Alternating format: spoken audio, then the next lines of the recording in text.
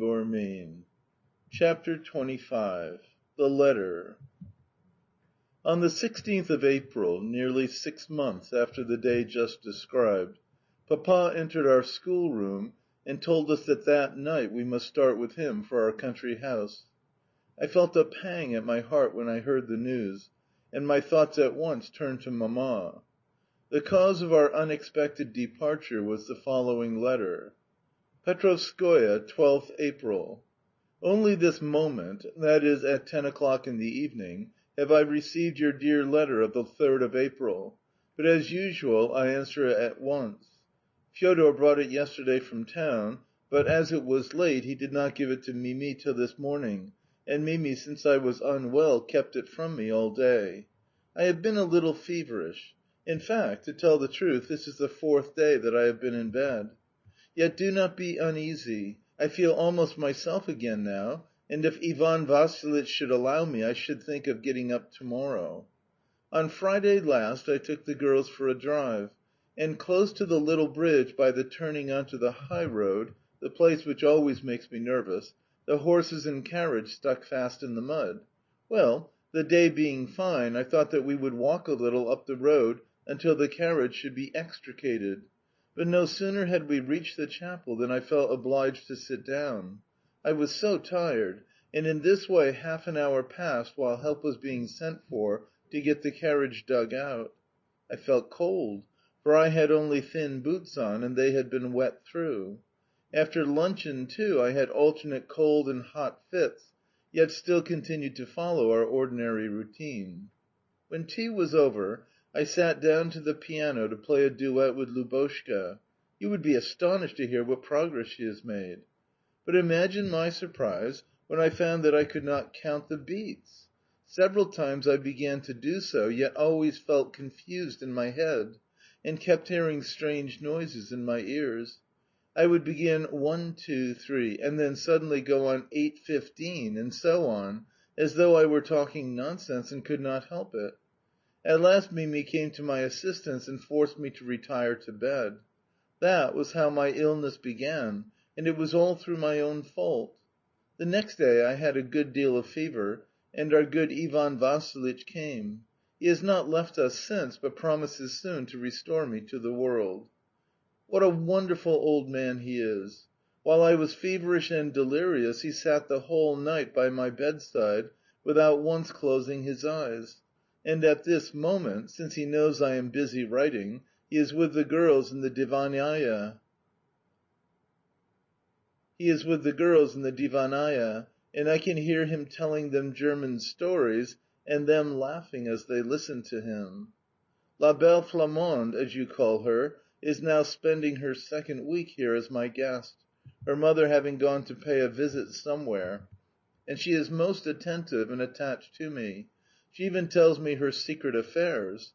Under different circumstances, her beautiful face, good temper, and youth might have made a most excellent girl of her, but in the society in which, according to her own account, she moves, she will be wasted. The idea has more than once occurred to me that, had I not had so many children of my own, it would have been a deed of mercy to have adopted her. Lubotshka had meant to write to you herself, but she has torn up 3 sheets of paper, saying, "I know what a quizzer Papa always is. If he were to find a single fault in my letter, he would show it to everybody." Katenka is as charming as usual, and Mimi, too, is good but tiresome. Now let me speak of more serious matters.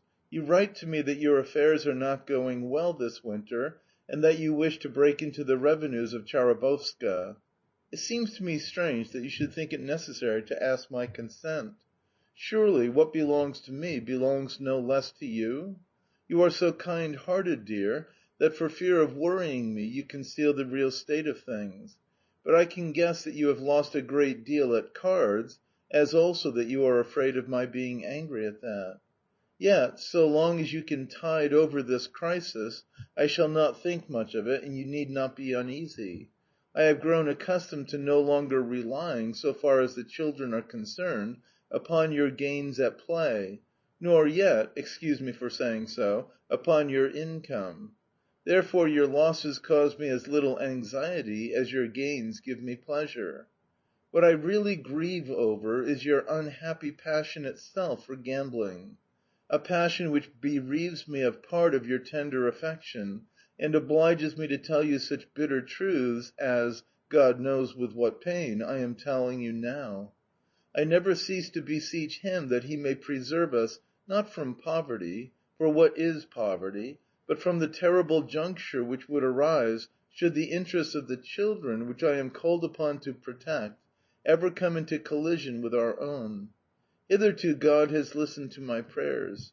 You have never yet overstepped the limit beyond which we should be obliged either to sacrifice property which would no longer belong to us, but to the children, or, it is terrible to think of, but the dreadful misfortune at which I hint is forever hanging over our heads. Yes, it is the heavy cross which God has given us both to carry. Also, you write about the children, and come back to our old point of difference by asking my consent to your placing them at a boarding school. You know my objection to that kind of education. I do not know, dear, whether you will accede to my request, but I nevertheless beseech you, by your love for me, to give me your promise that never so long as I am alive, nor yet after my death, if God should see fit to separate us, shall such a thing be done. Also you write that our affairs render it indispensable for you to visit St. Petersburg. The Lord go with you. Go and return as soon as possible. Without you we shall all of us be lonely. Spring is coming in beautifully. We keep the door onto the terrace always open now, while the path to the orangery is dry and the peach trees are in full blossom. Only here and there is there a little snow remaining. The swallows are arriving, and to day Lubotshka brought me the first flowers. The doctor says that in about 3 days' time I shall be well again, and able to take the open air and to enjoy the April sun. Now, au revoir, my dearest one. Do not be alarmed, I beg of you, either on account of my illness or on account of your losses at play. End the crisis as soon as possible, and then return here with the children for the summer. I am making wonderful plans for our passing of it, and I only need your presence to realize them. The rest of the letter was written in French, as well as in a strange, uncertain hand on another piece of paper. I transcribe it word for word. Do not believe what I have just written to you about my illness. It is more serious than anyone knows. I alone know that I shall never leave my bed again. Do not, therefore, delay a minute in coming here with the children. Perhaps it may yet be permitted me to embrace and bless them. It is my last wish that it should be so. I know what a terrible blow this will be to you, but you would have had to hear it sooner or later, if not from me, at least from others. Let us try to bear the calamity with fortitude and place our trust in the mercy of God. Let us submit ourselves to His will. Do not think that what I am writing is some delusion of my sick imagination. On the contrary, I am perfectly clear at this moment, and absolutely calm. Nor must you comfort yourself with the false hope that these are the unreal, confused feelings of a despondent spirit. For I feel indeed, I know, since God has deigned to reveal it to me, that I have now but a very short time to live. Will my love for you and the children cease with my life? I know that that can never be. At this moment I am too full of that love to be capable of believing that such a feeling, which constitutes a part of my very existence, can ever perish. My soul can never lack its love for you, and I know that that love will exist forever, since such a feeling could never have been awakened if it were not to be eternal. I shall no longer be with you, yet I firmly believe that my love will cleave to you always, and from that thought I glean such comfort that I await the approach of death calmly and without fear. Yes, I am calm, and God knows that I have ever looked and do look now upon death as no more than the passage to a better life. Yet why do tears blind my eyes? Why should the children lose a mother's love? Why must you, my husband, experience such a heavy and unlooked for blow?